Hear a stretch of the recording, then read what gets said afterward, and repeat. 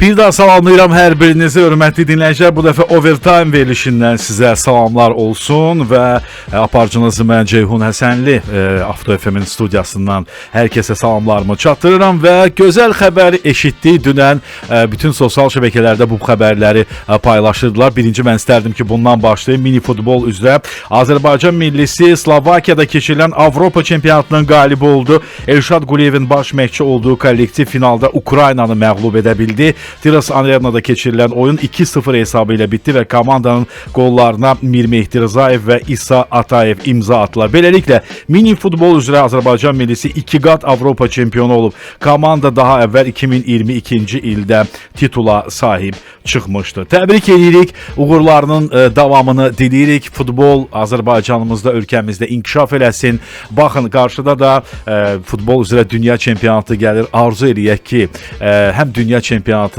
həm də Avropa çempionatında, yəni futbol üzrə olan çempionatlarda Azərbaycanımızın adı gəlsin və Azərbaycanımız da bu gözəl möhtəbər yarışlara qatılsınlar. İndi deyək ki, Azərbaycanımız yoxdur, amma qardaş Türkiyəmiz var. Elə Türkiyədə artıq yollanıb, uğurlar olsun qardaş Türkiyəyə, futbol üzrə dünya çempionatında uğurlar arzu edirik. Bəli, hörmətli dinləyicilər, Overtime davam etməkdə.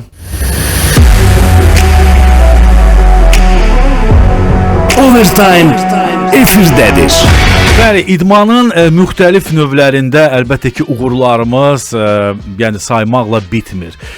Bura karate aiddir, judo aiddir, güləş aiddir, boks aiddir, basketbol aiddir. Və basketbol demişkən, bugün elə verilişimizin qonağı da basketbolçudur. İllərini bax bu idman növünə həsr etmiş bir çempiondur. Basketbol üzrə Azərbaycan milli komandasının kapitanı Amil Həmzəyev bizim bugün qonağımızdır. Amil bəy, xoş gəlmisiniz studiyamıza. Xoş gördük sizi. Salamlayıram mən də hər kəsi. Çox sağ olun dəvətinizə görə. Amil bəy, mən inanıram ki, maraqlı bir müzakirə olacaq. Düzdür, bugün xoş xəbərlə başladıq. Mini futbol üzrə bizim komandamız çempion olub. Bu əslində gözəl bir tarixdir. Bu digər futbolçulara ümumiyyətlə böyük bir motivasiyadır. Mən bilirəm ki, elə basketbol üzrə də bizim çempionluqlarımız var. Bu da təbii ki, bizim hər bir vətəndaşımızı, hər bir Azərbaycanlını çox-çox sevindirir. Mən istərdim birinci başlayaq, Amil bəy, basketbola marağın necə başlamasından, ümumiyyətlə maraq necə yarandı sizdə bu idman növünə və bilmirəm, basketbol mu sizi seçdi? Bəzən deyirlər, yox, o idman növü məni seçdi kimi. Bəzən o qarşılıqlı da belə cavablar verirlər. Buyurun. Elə təxmini elə bir şey oldu məndə də. Mən Gəncədə başlamışam basketbola 2004-cü ildə. Elə oldu ki, boyum yaşlarımdan seçilirdi, fərqlənirdi. Bizim bir ailəvi dostumuz var idi. O Gəncəyə qonaq gələrkən təklif eləmişdi valideynlərimə ki, bəs məni onda Rimas Kurtranaytsın Azərbaycandakı birinci dönəmi idi və təklif eləmişdi ki, onun yanına yoxlanışa aparaq, bəs basketbol inkişaf edir. Birinci dəfə gələndə 2003-də çox da müsbət qarşılanmamışdı ailədə o təklif. Ancaq 2004-cü ildə yenə həmin təklif ediləndən sonra mənim özümə də maraqlı gəlmişdi. Valideynlərim də göndərdi məni Bakıya. Onda qala komandası yox idi. Qala komandası var idi məşhur basketbolda. Onlar evki təlim məşq toplantısındaydı və mən Azəri klubunda seçmələrə qatıla bilmişdim. Onda Tofiq müəllim məşqçiliyi idi, Həsənov Tofiq. O da baxdı, bəyəndi. Onda şərait yox idi başda qalmağa. Mən yenə qayıtdım Gəncəyə. Gəncədə deməli Telekom basketbol klubunda Elçin Süleymanovun rəhbərliyi ilə başladıq məşqlərə. Ancaq bir ildən sonra bu Respublika çempionatlarına falan qatılanda öz yaşlarımızda seçilirdim biraz və yenidən gənclərdən ibarət milliyə dəvət etdilər Bakıya. Artıq belə ciddi təklif olduğuna görə biz də Bakıda o qalmaq məsələsini həll etdi valideynlərim və elə başladı idman macəramız. Çox gözəl və son illərdə biz bilirik ki, basketbol da çox gözəl inkişaf edib bizim ölkəmizdə. Mən istərdim ki, biraz o mərhələdən də danışasınız. Həm sizin üçün, ümumiyyətlə, həm basketbola yəni edilən diqqətlə bağlı. Çünki bu diqqət nə qədər varsa, inkişaf bir o qədər çox olur. İstərdim bax, bu inkişaf mərhələsindən danışasınız. Necə görürsünüz bu inkişaf mərhələsini? Basketbolda elə bil o dediyim ərəfələr Rimas Kurtranaytsın rəhbərliyi olanda milli komandaya, qala klubuna, onda həm onun ad-sanı, həm populyarlığı, həm indi basketbola verdiyi töhfələrin özü ilə birlikdə gətirdiyi maraq var idi və o önəmli bir təməl hissəsini təşkil edirdi Azərbaycan basketbolunun. Sonra onun ayrılığı oldu 2006-cı ildə. Bir müddət o, necə deyim, onun təsiri ancaq davam edirdi Azərbaycan basketbolunda. 2011-12-ci illərdə biz Avropa çempionatının seçmə mərhələsinə qatılmışdıq ki, millinin ən uğurlu dövrü o dövr idi. Orada da çox belə cüzi bir top fərqi ilə, xallarımız eyni idi, top fərqi ilə Avropa çempionatına keçə bilməmişdik. Ondan sonra isə böyük belə durğun bir dövr başlamışdı. Daha çox 3-3 basketbola maraq göstərilən bir dövr. 5-5 basketbol milli komanda uzun müddət heç harda iştirak etməmişdi. Sonra FIBA reytinqindən hətta çıxarılmışdı bir dönəm. Sonra isə rəhbərlikdə dəyişiklik oldu və federasiyanın rəhbərliyinə Emin Əmrullayev gətirildi. Və istər-istəməz ayrılan maliyyə və bərabərində gətirdiyi uğurlar artıq 5 ildir səhv eləmirəmsə bu istiqamətdə işlər gedir. Liqamız maraqlı hal alıb. Yüksək nəticələr var, bəli. Nəticələr var. Klublarımız Avrokuboklarda iştirak eləyir. Milli komandalarımız bütün yaş qruplarında, həm qadınlarda, həm kişilərdə iştirak edirlər. 3-3 basketbolda da xüsusi maraq var. Yəni bu cəhətdən hələ ki yaxşı gedir hər şey, inşallah davamlı olar. Yaxşı, bəs milli komandanın kapitanı olmaq bu sizdə hansı məsuliyyəti daha çox yaradır? Həqiqətən kapitan olmaq özü böyük bir məsuliyyətdir.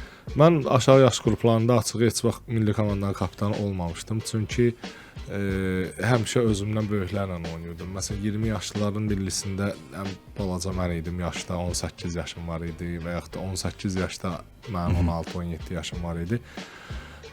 Heç vaxt elə qismət olmamışdı. Bizim də uzun illər milli komandanın kapitanlığını hal-hazırda milli komandanın baş məşqçisi olan Tahir Baxşev etmişdi. Ondan sonra bu durğunluq dövründən sonra yeni federasiya gəldikdən sonraki toplanışda elə oldu ki, həm rəhbərlik, həm məşqçi heyəti, həm oyunçular tərəfindən mən seçildim milli komandanın kapitanı. Başda tam da hiss eləmirsən o verdiyi məsuliyyəti, ancaq sonradan həqiqətən görürsən ki, biraz çətindir. Çünki belə deyim, komanda idman növü olduğuna görə hər bir məğlubiyyətdən sonra və yaxud da çətin bir anlardan sonra özünü atmalısan ikinci plana, birinci komanda yoldaşlarını motivasiya eləməlisən və yaxud da oyuna hazırlıqda da. Yəni, özündən əlavə bir 12 nəfəri düşünməlisən ki, bəli. Həm burada Amir bəy sözünüzə qüvvət, kapitan olanda elə bir ki rəhbərsən də, yəni sənin orada müdrikliyin olmalıdır, sənin ədalətli qərar verməyin mütləq lazımdır. Emosiyaları bir kənara qoymalısan. Yəni hərdən fikirləşirsən, lap elə, yəni bir komandanın kapitanı olmaq, bir şirkətin rəhbəri olmaq, yəni sən rəhbərsən və sən idarə eləyənsən də. Yəni o baxımdan belə asan səslənə bilər bu. Yəni belə demək olar rəhbər və ya kapitan, amma onun verdiyi məsuliyyət bir başqadır. Yəni o ədalət məsələsi olsun, emosiyaları bir kənara qoyub müdrik qərar verməyin. Yəni bəzən olur da yəqin sizdə də ki, hansısa bir qərarı verirsən, amma sonra yenə də fikirləşirsən ki, bəlkə mən bunu, çünki həqiqətən də kapitan olmaq o məsuliyyəti və hesabat verməni daha çox eləyir. Bir var sən özünsən, özün bilirsən ki, nəyi düz eləyirsən. Yəni ancaq özünlə məşğulsan. Amma biri də var ki, sən bir kapitansan və kapitan kimi bütün komandanı, bütün heyəti düşünməlisən. Yəni özünlə bərabər və mən nəyi düz etdim, nəyi səhv etdim, o hesablamalar biraz həqiqətən çətin olur bəzən. Məşqçiyə də gedişatda elə bir ki, kömək olmalısan, meydan sahanın içində necə deyim, məşqçinin tapşırıqlarına həm də nəzarət etməlisən, həm özünə eləməlisən, həm komanda yoldaşlarına nəzarət etməlisən. Kimsə pis oynayanda müəyyən fasilələrdə həm ona dəstək olmalısan, həm eyni zamanda dincəlməlisən, oyuna qayıtmalısan. Yəni bu kimi proseslərdə əslində çətindir, ancaq necə deyim, belə qürurlu, şərəfli bir seçimdir məncə. Mən çox şadam ki, o statusu daşıyıram. Çox gözəl. Gənclərin basketbola cəlb olunması, siz bir kapitansınız və ümumiyyətlə necə düşünürsünüz, gənclərin basketbol idman növünə daha çox cəlb olunması üçün nələr edilməlidir sizcə? Əslində belə deyim, o dediyim durğunluq dövründə belə bizim özümüzün, mənim qardaşımla 10 ildən çoxdur ki, işlətdiyimiz Fenerbahçe İdman Məktəbi var ki, tərkibində basketbol, futbol, voleybol, bir neçə idman növü var və hətta o durğunluq dövründə belə ən çox axın olan tərəf basketbol olurdu həmişə. Çünki valideynlər tərəfdən də seçilən o olurdu. Çünki həm zal şəraitindədir, qışda soyuq deyil, yayda çox isti deyil, həm zədəsi futbola baxanda da azdır, həm bu boy faktoru ki, valideynlər hər kəs istəyir uşaq uca boy olsun. Ancaq o dövrlərdə artıq gəlib müəyyən bir vaxtdan sonra bu uşaqların ki, hazırlıq dövrü, universitetə hazırlıq mərhələləri başlayandan sonra qırılmalar başlayırdı. Əsas məqsəd məncə onsuz da 9-cu sinifə qədər gələn uşaqlar var idi. İndi istərsəməz yenə o kütləvilik artıb. Ondan sonraki mərhələni qoruyub saxlamaq idi. Bundan əvvəl bəhs etdiyimiz bu milli komandaların çıxışı, liqanın bu səviyyədə olmağı, klubların Avroklubuğa getməyi hardasa uşaqlarda, valideynlərdə bir əminlik, bir motivasiya, bir gedəcək hədəf bəlirləyir artıq və ondan sonra artıq professional niyyətlə gələn uşaqların da sayı artmağa başlayıb. Bütün bu digər idman növlərində olduğu kimi o standart hər kəsin dediyi pis vərdişlərdən uzaq olması o elə ən böyük üstünlüklərdən biridir və necə deyim, idmançı mən özüm Türk liseyi məzunuyam, Türk liseyində oxumuşam. Bizim sinif yoldaşlarımızın hər biri 90% indi çox uğurlu öz sahələrində çox uğurludular və mən inanmazdım ki, nə vaxtsa o uşaqlar belə kaş biz də idmançı olardıq deyərdilər. Əslində qıraqdan elə görsənir, ancaq professional idman biraz çətindir, risklidir, zədələri risklidir. Ancaq ki, müəyyən bir yerə gəldikdən sonra həqiqətən də çox maraqlı, çox əyləncəli, həm sağlam, həm sevdiyin işi görürsən, həm sağlamlığını görürsən, həm də buna görə sənə bir pul verirlər. Bundan yaxşına olsun. Olsun, bəli. Və o zədə dediniz bayaq. Mən çox zaman fikirləşirdim ki, futbolda zədə daha çox olur, amma sən demə basketbolda əslində yəni zədələnmə daha ehtimalı daha yəni çoxdur. Bundan əvvəl də bir basketbolçu qonağımız olanda o da söyləmişdi ki, əksinədir. Yəni çox insanlar elə düşünürlər ki, futbolda zədələnmə daha çoxdur, amma əslində basketbolun özündə də yəni idmançının, basketbolçunun zədələnməsi ehtimalları çox olur, yəni. O zədə məsələsi də həqiqətən kənardan çox qələbəni görürsən, görənlər tamaşaçı kimi, azarkeş kimi baxır, amma onun daxilində nələr var? Çəkilən zəhməti. Əlbəttə, burada düşüncə var, düşüncə gərginliyi var. Bəzən olur komanda oyununda bir də görürsüz ki, motivasiya da biraz düşə bilər. Çünki oyun tempi elədir ki, birdən uduzursan, o uduzanda biraz elə bir dəyişə bilər. Yəni əsas önəmli olan odur ki, o ruh düşkünlüyü olmasın və onu qaldıra biləsən. Bu da bəzən komandada hansısa oyunçudan biraz asılı olur da. Tək adamın özündən asılı olsa daha rahat olar. İndi təknövçülüyü də şey demirəm, asan idman kimi qələmə vermirəm, amma İstərsəniz komanda idman növləri daha çətindir, çünki sən nə qədər uğurlu olursan ol, digər komanda yoldaşlarından asılısan. Bəli, çox doğrudur. Və Amil bəy, mən istərdim ki, sizin uğurlarınız çoxdur və 4-cü İslam həmrəliyi oyunlarında qazandığınız uğur barədə, onun xüsusi əhəmiyyəti barədə istərdim danışasınız.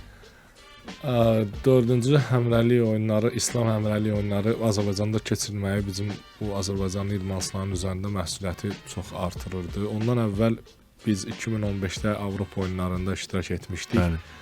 Ancaq orada mənim uğursuz zədələnməyim olmuşdu ki, həm komanda yoldaşlarım üçün çətin olmuşdu həmin oyun məndən sonra və belə deyim, bu evdə keçirilən birinci böyük miqyaslı yarış idi. Çox belə məyus olmuşduq ki, uğurlu nəticə göstərə bilməmişdik. Sonra o ikinci şans bizə İslam oyunlarında gəldi. Orada uğurlu çıxış etdik. Orada qrup mərhələsində rahat keçmişdik, xatırlayıram.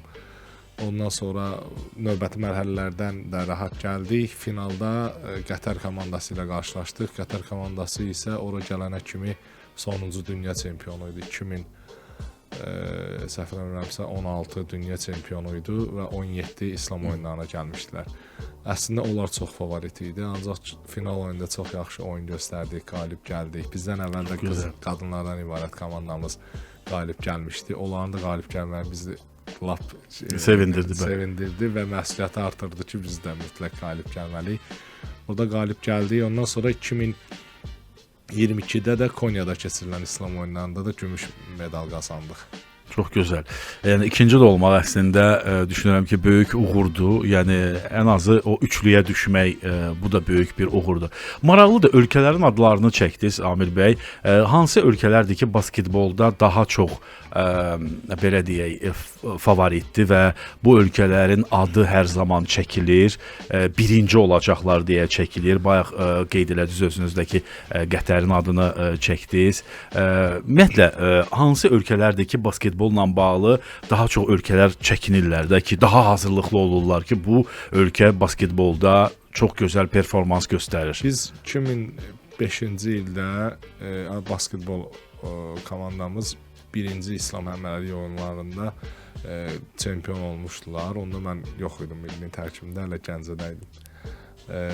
O 5-5 klassik basketbol idi. Ancaq bu bizim qalib gəldiyimiz, sonra gümüş medal qazandığımız isə 3-3 basketbol idi.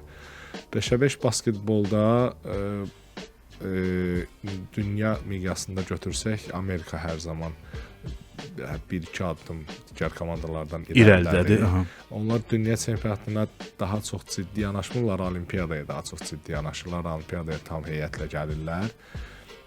Ondan sonra son illərdə Almaniyanın hegemonluğu var, onlar son dünya və Avropa çempionudurlar. Və futboldakı kimi klassik Fransa, İspaniya, Türkiyə basketbol, klassik basketbolda çox uğurludular. Ancaq 3-3 basketbol biraz fərqlidir. 3-3 basketbolda 5-5-də də Serbiyanı da qeyd etmək lazımdır. 3-3-də də Serbiya komandası uzun illərdir ki, yaxşı nailiyyətlər göstərir. Yaxşı nailiyyət göstərir. Bir dönəm Sloveniya yaxşı idi, sonra o həmin deyək, o heyət dağıldıqdan sonra onlarda həmin nəticələr olmadı. Son illər Hollandiya millisi yaxşıdır. İndi hal-hazırda da Polşada, Varşavada dünya çempionatı davam edir. Bizim də qadınlardan ibarət milli komandamız orada iştirak eləyir. Amma 3-3 biraz fərqlidir. 3-3-də məsələn Türkiyə o qədər də önəm vermir. Çox da güclü, iddialı heyəti yoxdur. Yəni önəm vermir dediniz, çox maraqlıdır. Yəni demək ki, onlarda da fərq var da. Yəni məqsəd var. Yəni deməli onların məqsədi, yəni kifayət qədər. Yəni səfərbər olmurlar buna görə. Mən belə başa düşdüm, bəli. Çox ciddi qəbul eləmirlər. Çünki əvvəl ümumiyyətcə 3-3 basketbolu rəsmi heç bir yarışa salınmırdı. 2013-cü ildə birinci, əvvəllər streetbol kimi, küçə basketbol kimi gedirdi. 2013-cü ildə birinci dəfə rəsmi yarışlar keçirilməyə başladı. İlk Avropa çempionatı 2014-cü ildə keçirildi. Və ondan sonra biraz daha get-gedə maraq artmağa başladı və elə yerə gəldi ki, son 2 olimpiyadadır, səhvləmirəmsə, 3-3 basketbolda olimpiyada idman növlərinə daxil oldu. Amma biraz 3-3-də belədir ki, 5-5-də tam da özünə yer tuta bilməyən oyunçular gedir 3-3-ə və yaxud da burada biraz məntiq fərqlidir. 5-5 daha çətindir, mən deyərdim ki, 3-3-dən və ona görə də müəyyən bir səviyyədə idmançıların tərcih etdiyi bir basketbolun bir qoludur. Ona görə də Türkiyədə hələ də o qədər maraq yoxdur, çox ciddi yanaşılmır.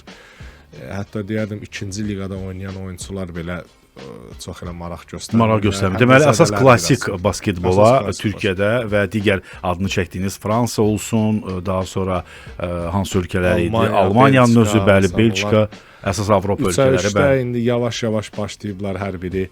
Məsələn, Serbiya ən tez oyananlardan idi. Serbiya neçə illərdə artıq 4-5 qat Avropa və dünya çempiondular olar.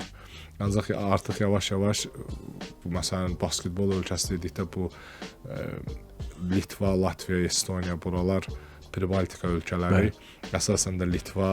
Əvvəllər onlar da çox önəm vermirdi, ancaq son illər başladılar ciddi yanaşmağa və ciddi yanaşdıqdan sonra da artıq avtomatik nailiyyətlər gəlməyə başladı. Və nailiyyətlər gəldikcə də mən düşünürəm ki, gələcək illərdə də artıq onu daha da təkmilləşdirəcəklər ki, çünki görünən budur ki, yaxşı nəticələr var, deməli, yaxşı heyəti yığmaq olar, güclü basketbolçular var. Mütləq ki, hamı artıq ciddi yanaşmağa başlayıb. Bizdə də məsələn, bizim qadınlardan ibarət millimiz olimpiyadada iştirak etdilər Parisdə.